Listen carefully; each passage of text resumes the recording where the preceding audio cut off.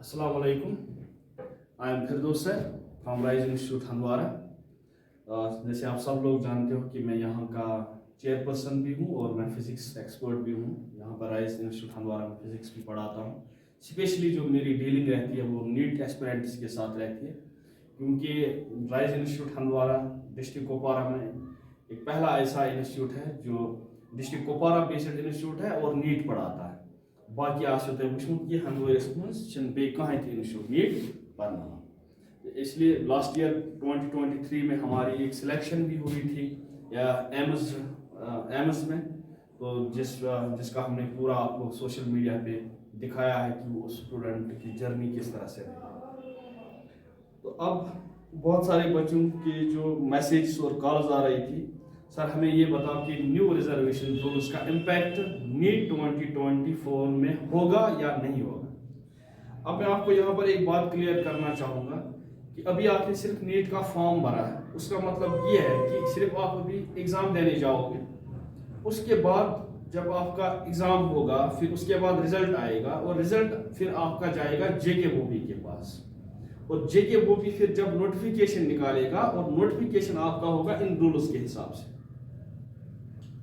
अभी जो आपने सिर्फ एनटीए का फॉर्म जो भरा है वो तो सिर्फ आपने एक एग्जाम के लिए भरा है, यानी फिर जब जेके बोपी काउंसलिंग का शेड्यूल निकालेगा तो उस टाइम पर जो आपका सीट्स का जो सेग्रीगेशन होगा वो इस रूल के हिसाब से होगा। चलो मैं आपको थोड़ा सा इन रूल्स को समझाता हूँ, क्योंकि यहाँ पर बहुत सारे बच्चों को क्लियरिटी नहीं है। अगर आप देखोगे न्यू रिजर्वेशन रूल्स, तो न्यू रिजर्वेशन रूल्स में क्या दिखाया गया है, रूल 4। ये जो रूल 4 है ये एप्लीकेबल है डायरेक्ट रिक्रूटमेंट के। इसमें क्या है कि आप देख सकते हो एससी 8%, पहले भी 8% हुआ करता था, अब भी 8% है। एसटी ये पहले 10% होता था, अब ये 20% हो गया, यानी यहाँ पर बच्चों को फायदा मिलेगा, specially the students from the Rajouri and Poonch. आपको पता होना चाहिए कि नीट में लगभग अगर ओपन मेरिट का कट बॉयज का 600 जाएगा तो वहीं पर 350 के आसपास बॉयज का एसटी का कट रहता है। अब वो कट ऑफ और नीचे जाएगा यहाँ पर, क्योंकि यहाँ पर एसटी का 10% इंक्रीमेंट हो गया। ये पहले 10% हुआ करता था, अब ये 20% हो गया। अब ओबीसी वालों को भी फायदा है, क्योंकि ओबीसी इससे पहले यहाँ पर 4% हुआ करता था जेएंडके में, ओबीसी नहीं था ये, उस टाइम पर ओएससी इसको कहते थे। अब इसका नोमेनक्लेचर भी चेंज हुआ और इसका जो यहाँ पर 8% है इसको भी इंक्रीमेंट करके 4% को 8% कर दिया, यानी यहाँ पर भी इंक्रीज हुआ। आरबीए तो पहले से ही 10%, पहले 20% हुआ करता था in the erstwhile J&K, now it's 10%। एलसीआईबी 4%, EWS 10%। और एक्स सर्विसमैन अगर आप देखोगे डायरेक्ट रिक्रूटमेंट 6%, और जो पर्सन्स विद डिसेबिलिटी है वो 4%। अगर आप इस पूरे का टोटल लगाओगे तो ये मोटा मोटा अगर मैं आपको बताऊंगा ये 70% हो रहा है, 70%। यहां तक हॉरिजॉन्टल रिजर्वेशन के बगैर अगर आप देखोगे तो ये हो रहा है 60%। लेकिन ऐसा तो है नहीं कि हॉरिजॉन्टल रिजर्वेशन लगती नहीं है, बिल्कुल लग जाती है। हॉरिजॉन्टल रिजर्वेशन हर एक पोस्ट में लग जाती है, तो ये 10% भी लगभग कट ही जाते हैं ओपन मेरिट से। तो मोटा मोटा आप हिसाब लगा दो कि आपके जो ओपन मेरिट का जो शेयर है डायरेक्ट रिक्रूटमेंट में वो सिर्फ रहा 30 to 36%, इसी के बीच में रहेगा हर एक पोस्ट के। 30 to 36% is the share for the open merit category which is open for every category. मजे की बात तो यहाँ पर ये भी है कि एससी में तो ओपन वाला फॉर्म नहीं भर सकता है, लेकिन open merit is open for every category, यानी ओपन मेरिट में कोई भी कैटेगरी वाला फॉल कर सकता है, लेकिन कैटेगरी में कोई ओपन वाला फॉल नहीं करे। तो this 30 and 36% is open for all the candidates. तो यहाँ पर थोड़ा सा ज्यादती हुई है ओपन मेरिट वालों के साथ। Now this is applicable, this rule 4 is applicable for direct. Now let's move towards the rule 30.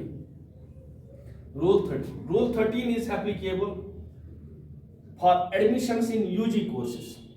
Admissions in UG courses मतलब कि जो भी कोई प्रोफेशनल कोर्स होता है, चाहे वो नीट के थ्रू होगा जेके बोपी का एग्जाम जो नर्सिंग का कराएगा, या स्क्वास्ट जो कि स्क्वास्ट यूनिवर्सिटी एग्जाम करा रही है, या जेडब्ल्यू मेंस में यानी कि एनआईटी श्रीनगर में कोई किसी का एडमिशन हो या आईयूएसटी में, तो इन पर इसका इम्पैक्ट क्या होगा। आप देख सकते हो SC 8%, ST 20%, OBC 8%, ALC IB 4%, RBI again 10%, EWS 10%।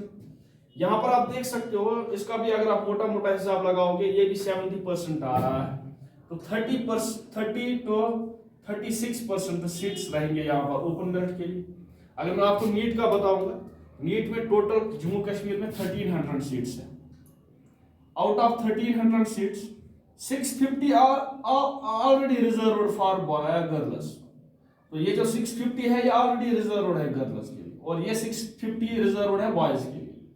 अब इस 650 में आप 30% देखो कितना आएगा, वो होगा शेयर आपका लगभग 234 ओपन मेरिट का।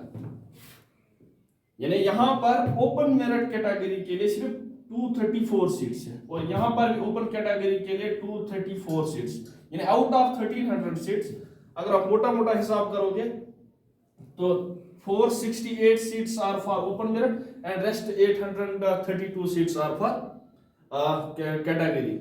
सो यहाँ पर स्टूडेंट्स का काफी जो है भारी नुकसान करना पड़ रहा है, क्योंकि बच्चे 9th से ही तैयारी करते हैं नीट और जेई के लिए।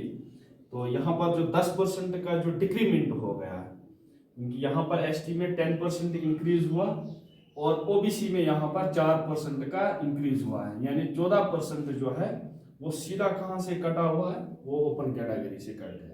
तो इसका मतलब यह है कि जो जनरल का है 14% जो डिक्रीज हुआ है, इसका यहाँ पर भारी नुकसान होगा।